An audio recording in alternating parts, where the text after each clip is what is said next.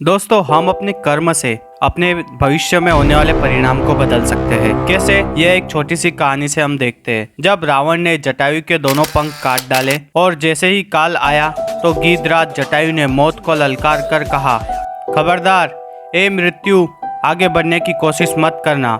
मैं मृत्यु को स्वीकार तो करूंगा, लेकिन तू मुझे तब तक नहीं छू सकता जब तक मैं माता सीता की सुधि प्रभु श्री राम को नहीं सुना दूं। मौत उन्हें छू भी नहीं पाई, कांप रही है खड़ी होकर, और मौत तब तक खड़ी रही, कांपती रही, जब तक जटायु ने प्रभु श्री राम को सच्चाई से अवगत नहीं कराया। तब तक काल भी गीधराज जटायु के प्राण लेने का साहस नहीं कर पाया, और यही इच्छा मृत्यु का वरदान जटायु को मिला। किंतु महाभारत के भीष्म पितामह 6 महीने तक बाणों की शैया पर लेटकर मौत का इंतजार करते रहे। आंखों में आंसू, रो रहे थे।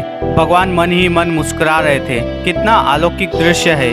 रामायण में जटायु भगवान की गोद रूपी शैया पर लेटे हुए थे और प्रभु श्री राम रो रहे थे और जटायु हंस रहे थे, और दूसरी तरफ महाभारत के भीष्म पितामह रो रहे थे और भगवान श्री कृष्ण हंस रहे थे।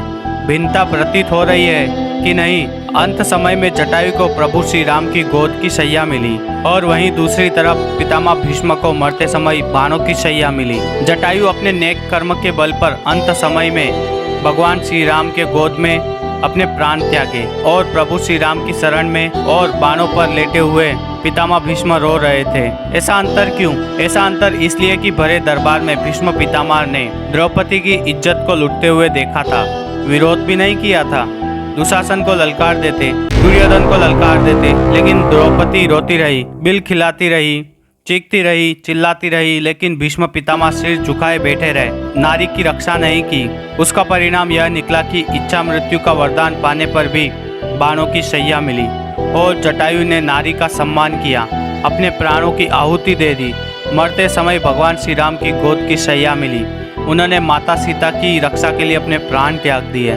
इसलिए कहते हैं, जो दूसरों के साथ गलत होते देखकर भी आंखें मूंद लेते हैं, उनकी गति भीष्म जैसी होती है। और जो अपना परिणाम जानते हुए भी सत्य और न्याय का पक्ष लेते हैं और दूसरों के लिए संघर्ष करते हैं, उसका अंत गीधराज जटायु जैसा कीर्तिवान होता है।